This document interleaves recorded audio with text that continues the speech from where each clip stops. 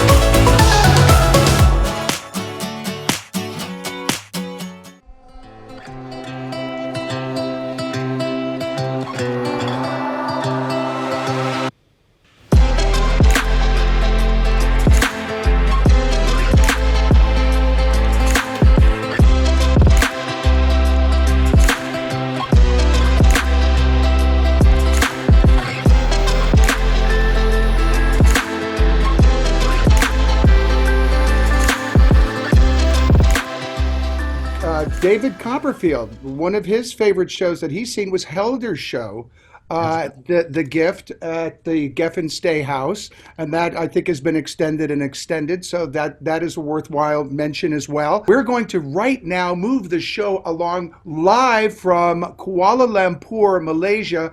A young magician named Andrew Lee, who's been making waves on Got Talent shows all over the world and is coming to Las Vegas soon for a special taping of a television show. But first, let's take a look at Andrew Lee and then take a look at what he's doing to break some new ground in Kuala Lumpur, Malaysia. Scott, could we roll the clip?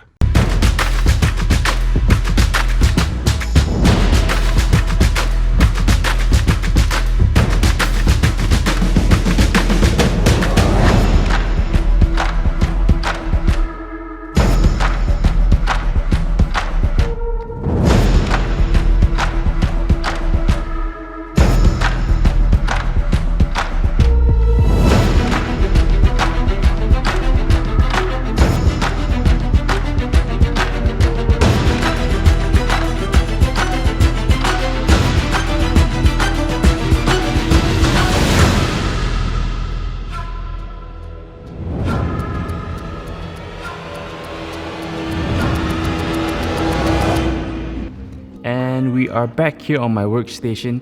We had such a great time today on Mystery School Monday,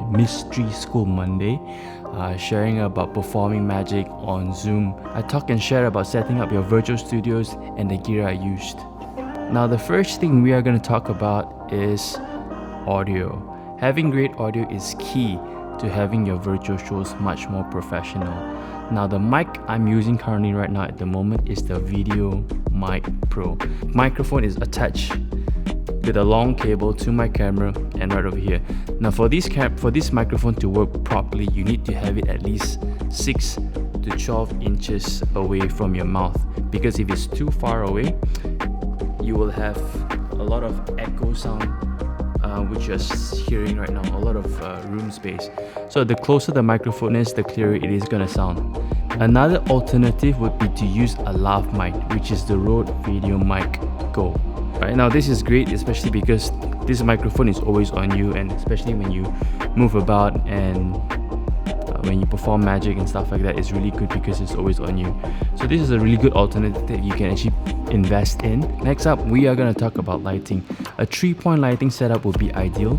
You have a fill light for your face, a side light that would cover the side of the face over here so that you don't have so much of the shadow, but depending on the look that you're looking for as well. If you do not have a side light, alternatively you can use a reflector, or I'm sure that a lot of cars, you guys have the sunproof screens that you can also use that as a reflector to reflect the light coming to your face. You'll also have a backlight, which is right over up there. It gives you some outline on your back so you don't look too flat and blend in with the background. Now I made a lot of changes to my lighting, as you can see from my previous videos. I had the 2 LED lights back there before, which I'm going to talk about in a bit, and I removed those lights over there because that 2 lights were too distracting, and the lights were directly shining on the camera that made it draw all the attention to those lights over there. Now the light that I'm using is this Yongnuo lights, Yongnuo Yn360. Now these lights here are great because it allows you to have different colors into it. There's RGB colors so that you can stylize your look by putting it around your house, around your room, and bounce it off the wall or whatsoever. Of course, it's just from a touch of a button. Over here you can change the colors. Over here you have the blue, which is a bit too harsh. There's an option where you can also dim down the light intensity as well. So these are great. One of these remote controls can allow you to pair up to 8 different lights at the same time. So this is a great investment to buy. I'll leave them at the link below so that you guys know where to purchase this as well. I traveled with these, especially if you're setting up your shows and you need some working light. These here are great for that because it's always with you. Now the last thing we're going to talk about is camera. I wouldn't rely on a camera on your laptops since they are small and the image quality isn't that good. However, you can actually get away with that if you have great lighting and audio. Most of the times your phones that you're using right now has better quality image quality comparing to your laptops, especially if you're using like a Samsung or an iPhone. Even the Huawei phones right now, they are really sharp in image quality. So using that as your virtual camera would be great for your shows as well. It makes your videos a lot better. And in fact, some of the scenes that was shot before this were shot with my phone. And the camera I'm using right now here is the Sony A7s. Now this is the first generation of its kind. There's many generations out right now. There's even the A7 III, which is great. Time for an upgrade. Now in order for you to use a DSLR as a camera, you will need to get a capture card, which is a small tiny box like this. In fact, I'm going to show it to you. The one I'm using right now is the Magewell USB capture card. Now this is what I use for my shows as well. That's why I have them. Now the reason why I like this capture card is because it does all the processing on the capture card and it doesn't take any like CPU power from it as well. Another good brand is the Elgato. Elgato brands are really good as well. So you might want to check them out as well. And don't worry about setting this up because these here are all plug and play. You just have to plug it in, a HDMI and a USB to your computer and you're good to go. Now each capture card allows you to only link one camera, and if you plan to have like multiple cameras like I do, I actually have one face-on camera and one overhead camera over here, up here.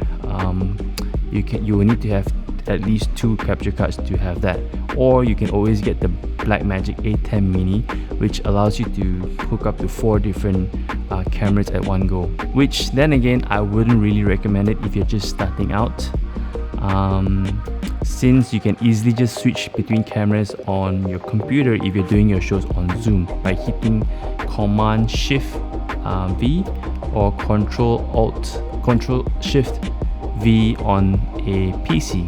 Now all the gears I mentioned are in the description below. I've listed links to where you can also get them, and if you found this useful, don't forget to let me know.